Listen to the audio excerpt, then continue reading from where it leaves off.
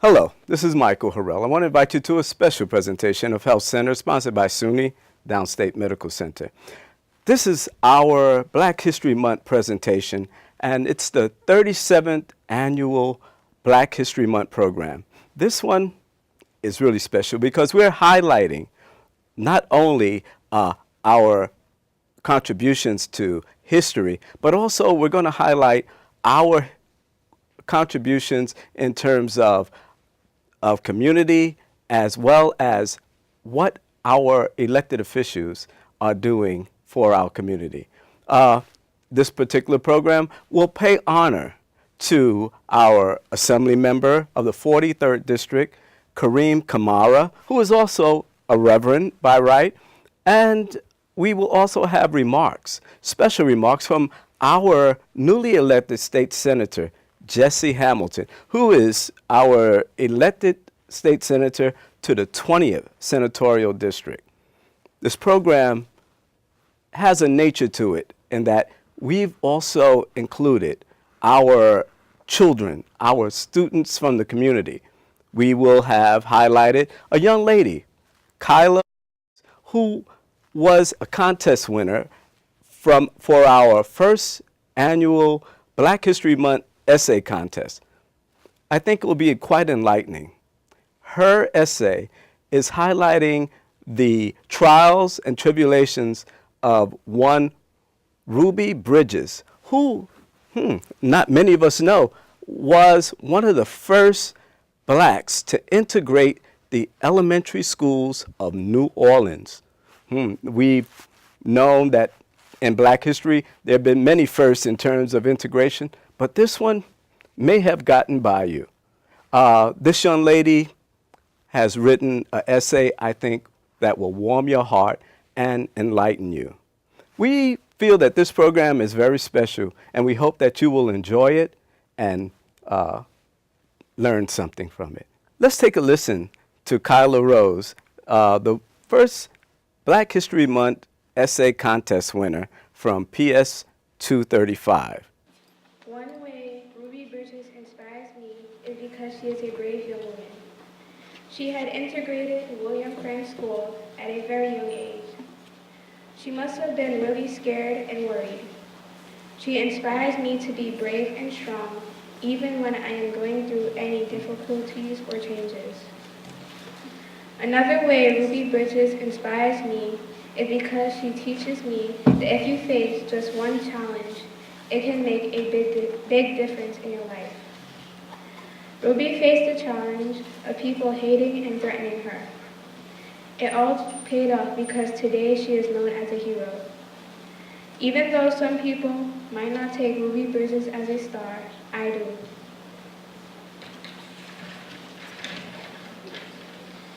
A final reason why Ruby Bridges inspires me is because she helped segregation in schools to end. She integrated the school and made it out alive. Most people would not send their kids to a school with people yelling and screaming in front of it. She was lucky, and I am lucky, that her parents sent her to the school. Who knows? Maybe some schools would probably still be segregated. If you want to learn more about Ruby and how she faced her challenges, you can read her autobiography, Through My Eyes. Let's give her a round of applause. Kyla, we want you to come over here a second. Assembly member, please. And we also have our newly elected state senator, Jesse Hamilton, here with us from the 20th Senatorial District. We want to present this award to Kyla, and it's engraved SUNY Downstate Medical Center, 2015 Black History Program, first annual essay contest winner. Kyla Rose, how do you pronounce your last name? Asing, fifth grader, February 24th, 2015, and presented to her Assembly member Kareem Kamara and State Senator Jesse Hamilton.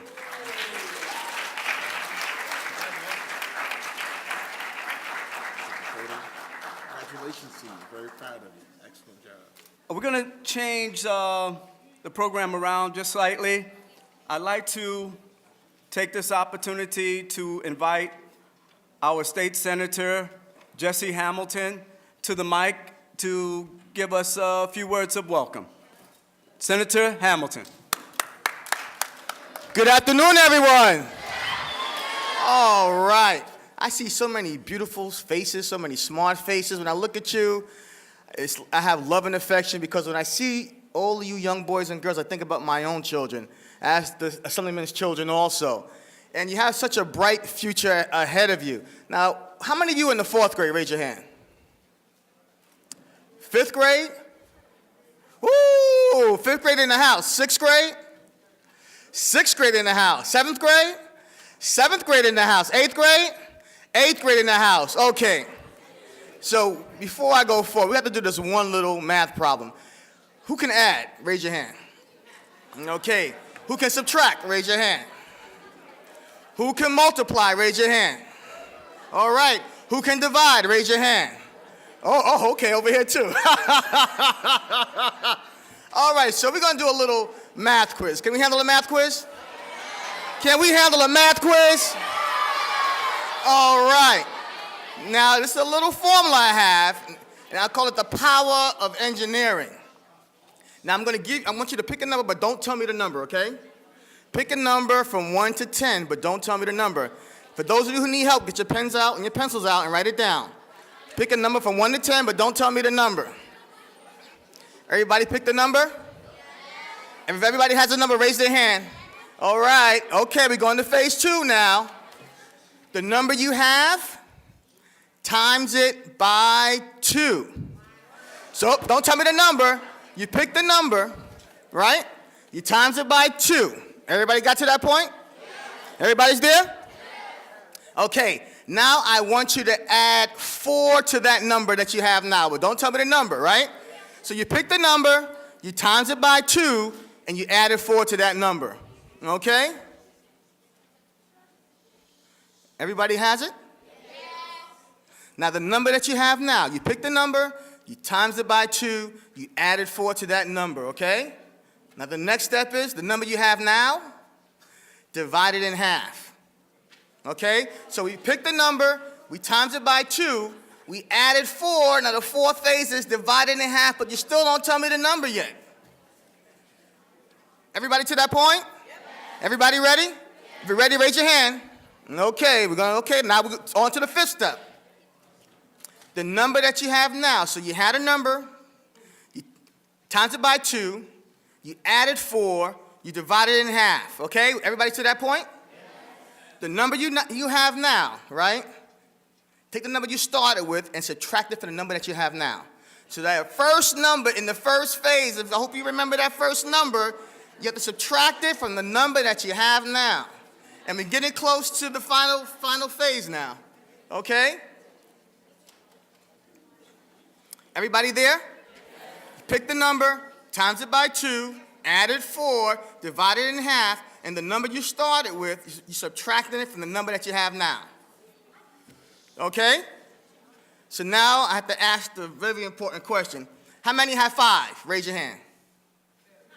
Okay. How many had 4? Raise your hand. Okay.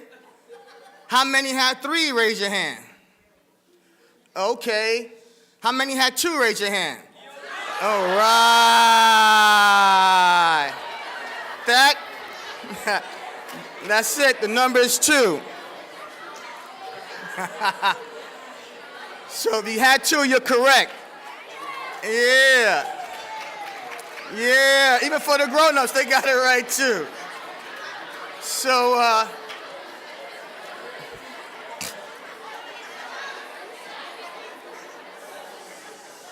okay.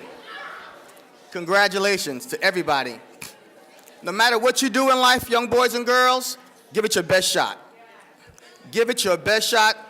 Even if you succeed or fail, just do the best that you can do. And math is a crucial element in your development in school.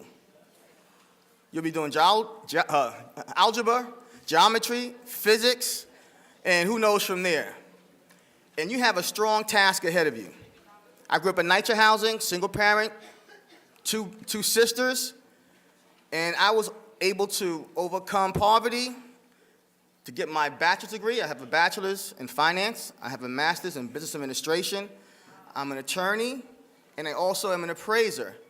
And today, the challenges that face you young boys and girls are harder than ever before. We're living in Black History Month today, but in our community, a lot of folks are being pushed out because they can't afford the rent. It's a reality of what's going on today. When I get out of college, I was able to buy a house under $300,000. Today, the same house in my block is $1.5 million. So when you do your math calculations, just try to figure out how much money do I have to make to be able to buy a home when I get to that age of $2 million? What career must I have to make enough money to get a house for $2 million? A doctor or a lawyer, okay. All right. So I'm going to leave with a poem. It was written by Langston Hughes, who's a black poet. And it goes, when you're up against the trouble, meet it squarely face to face. Lift your chin and set your shoulders, plant your feet and take a brace. When you fall still fighting, don't give up. Whatever you do, eyes front to the finish, see it through. And I said it to say, there are going to be many obstacles in front of your life. But the question is, how will you deal with the stress? How will you deal with stress when it comes your way? Are you just going to shut down? Are you going to act out? Are you going to fight? Or will you meet the challenge ahead of you? So I'm going to leave it saying, always face the challenge in front of you with the best that you can do. Because you are young princesses and princes. You are scholars. Who's a scholar here? Raise your hand. Everybody should raise your hand. Everybody raise your hand now. You're all scholars. You are all scholars. And you never forget that. You are all scholars. So I'm just going to close and say, God bless you all. And thank God for the choir, for the great musical selection. I'm getting older now, so I don't like to hear rap every day. My son does. But I like to hear some spiritual music where I can understand the words, and you can feel the power in the music, and it's not derogatory. And I say to the young men, and I tell young men in my block, I don't want to see you wearing baggy pants. Pull your pants up. Respect one another. I don't want to see boys putting their hands on the young girls, and I don't want to see boys disrespecting the young girls, okay? So boys, raise your hands. Say, I will not disrespect the young girls. The boys. All right, I'm good. All right, God bless you all. State Senator Jesse Hamilton, they're saying God bless you, have a good day. A word about our honoree, Assemblyman Kareem Kamara. Kareem Kamara is currently a member of the New York State Assembly, elected to represent the 43rd Assembly District in the New York State Legislature as a Democrat. He was recently appointed by Governor Cuomo to be Director of the Office of Faith-Based Community Development Services. He is also a pastor of Abundant Life Church in Prospect Heights, Brooklyn. The 43rd Assembly District includes Crown Heights, Lefferts Gardens, East Flatbush communities in Brooklyn, New York. Our Assembly member from the 43rd District. Thank you, Michael, for making me sound important. I was like, wow, it made me sound like I did some good stuff. But really, when they invited me, I thought it was by accident. I thought maybe it was a clerical error or something like that. When I heard the names of the people that had been honored here before, but it's an honor to be here with you all today. Is 235 still here? Did you all leave yet? You still here? Parkside, are you all here? All right. So good to see you all, and congratulations to Kyra. I wish I would have known. I would have asked you to email me her speech. I just would have read her speech, and I would have looked like I was pretty smart reading that. Congratulations to her and all of the students that are here. I'm going to mention some of the people from history, just two people I'm going to mention that were doctors. Since we're here at SUNY Downstate, I want to mention doctors. But I also want to acknowledge again Dr. Gerald Dees. He's a history maker and a change maker in his own right. And Nowadays, you hear everybody talking about preventative, and you hear there's magazine titles, and people say don't eat too much bacon. How many people know not to eat too much fatty food? Did y'all learn that yet? You know to eat your fruits and vegetables? You know to drink 8 glasses of water a day? Maybe it's less for a child, I don't know, but you know to eat healthy, right? Well, Dr. Gerald Dees was talking about prevention, and people thought he was crazy because he was saying it's about what you eat. You can prevent diabetes. You can prevent high blood pressure. It's a matter of exercise and diet. And now it's a whole industry. Dr. Oz owes you some money. You should call Dr. Oz and say that he owes you some money, because I commend you for your leadership and the great things that you have done and will continue to do here in our community. I believe we have to recognize history makers when they're here with us. He's going to be here a long time, but we want to acknowledge him and thank him for the great things that he's done. I also mentioned Julian Lewis, who was born to slave parents in 1891, and he's the first recorded person who was a PhD and an MD. Right? That means he was a doctor twice. Anybody want to be a doctor 2 times? You can do it if you want to. And we mentioned earlier Dr. Ben Carson, who performed that historic surgery. We separated Siamese twins. But important about these individuals, that Dr. Lewis was born to slave parents. Dr. Ben Carson was born to a single mother. His mother could not even read. He was from a poor part of Detroit. But he made up his mind that he was going to get his education. So I'm only going to be before you for a few minutes, but I just want to say that I know you hear it all the time. People tell you believe in yourself, you've got to work hard. But the reason why you hear it for so many adults in your life is because it's really true. And then I stand before you as Exhibit A, that when you believe in yourself, no matter what mistakes that you make, no matter what challenges you have in life, then you can overcome it. You can make history. You can be a change maker. You can be a doctor. You can be a lawyer. You can be a principal. You can be a nurse. You can be a social worker. Whatever it is that you want to be, you can accomplish that, whatever your circumstances are now. Now, I was reminiscing as I see you all here, 5th graders and 6th graders and 7th graders and 8th graders. I was the perfect child. I never made a mistake. I never got into trouble until 6th grade. From pre-kindergarten to 5th grade, I listened to my teachers. My mother was a school principal. She was the founder of Cush Campus Schools, and my father was an educator. And I guess when mommy's a school principal, you got to listen, right? You can't, because you're going to be not only going to be in a principal's office at school, but when you get home, you're going to be in a principal's office again. So you can't escape that. So I went to sixth grade. I went to IS 33. And first of all, students, you got to raise your hand and promise me that you will not do as I did, okay? What I'm about, that's the only way I'm going to tell you this story. I don't see those hands. I want to see the hands. Everybody's going to listen to their teachers and their parents, the guardians, right? Okay, good. So I was in 6th grade, and in 6th grade, I was in 6th grade English class with Miss Boris, and I took out of the desk my Spider-Man comic book. And I started reading it in the middle of the class. And Miss Boris said, "Put the comic book away." She walked up to me, stood right by me. And I put the comic book in the desk. But she didn't say, "Leave it in the desk." So when she went to the front of the room, I took my comic book back out. And she walked over and said, "Give me the comic book." So we're getting into a pulling match. And I didn't realize, I tried to grab the comic book, and I grabbed her arm, and I scratched her arm. So she ran out to the hallway, and she said, "Security guard." The security guard came, and I was trying to pretend I was a tough guy. As soon as I got out to the hallway, the tears just flew out because I knew I was in trouble. Then in 7th grade, I was in another school. I went to school upstate New York, and I'm only telling you this, I'm not telling you this to brag about it, but I'm telling you to let you know that you can overcome the odds no matter what it is. I was in science class. I went to school upstate, Menacing Valley Central School. I went to the bathroom. When I go to the bathroom, I come back and somebody was sitting in my seat. And I said to him, I remember his name, Michael, "That's my seat. I went to the bathroom." He said, "Well, you remember, I don't know if you all still say this, you move your feet, you lose your seat." But that wasn't acceptable, so I tried to pull a chair from underneath him. But he was a big guy. And then I don't know what happened, I hit Michael. And we know we should never hit anybody, right? We should never hit anybody or try to hurt anybody or strike anybody. We always can use our words. We can always tell a teacher if something happens. but again, I was in the principal's office. Then in 8th grade, well, actually in 7th grade, when I was living with my uncle, I got into trouble. My uncle said, just get out of the house. Just get your stuff and get out. The problem was we lived in the country.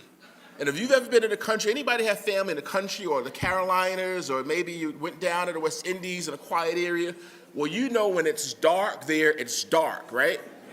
There's no light. So when he kicked me out, I had my bag, and I was gonna walk to my friend's house, but it was dark. And I said, I'm not walking on those roads by myself.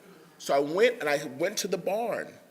And I stayed in the barn for 3 months. And this was a working barn. So when I was waking up in the morning, I heard the cows, I heard the chickens, the horses, and I still had to do my duties. I cleaned the horse stall before I went to school in 7th grade. So my mother brought me back home.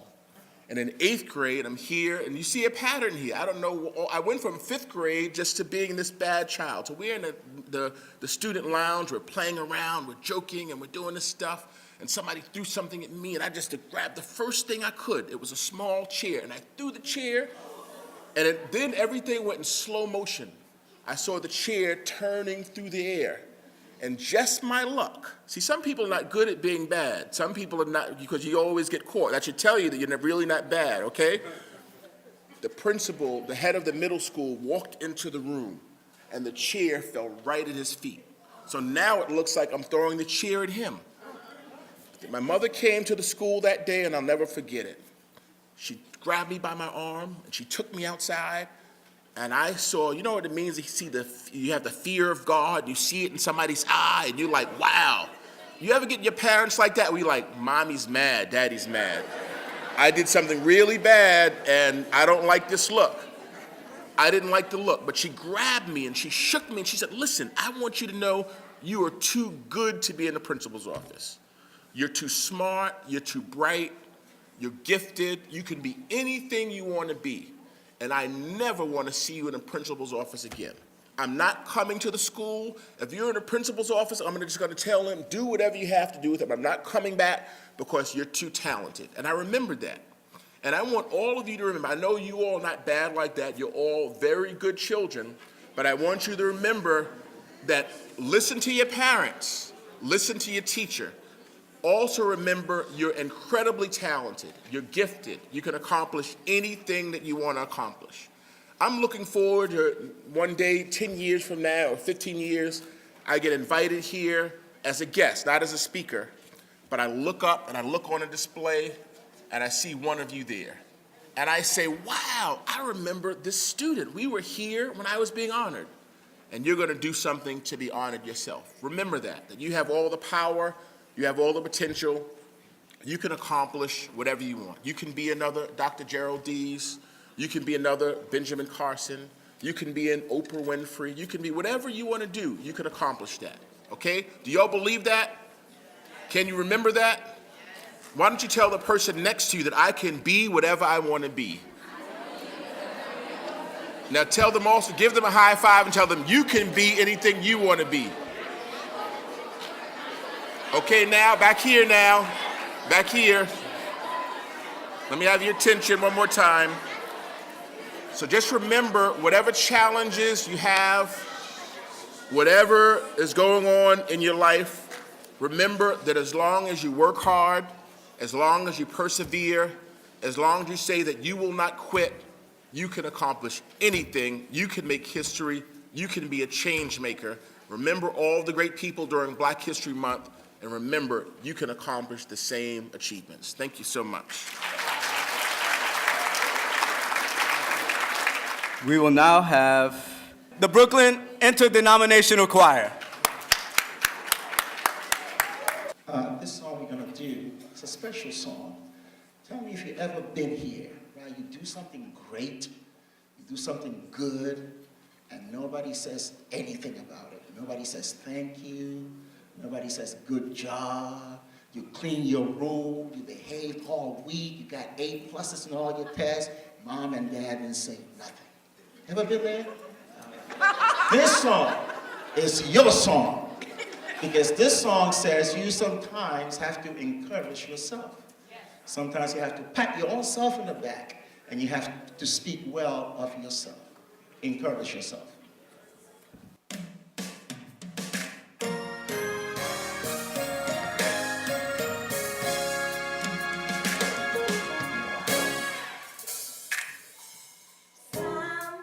Sometimes you have to encourage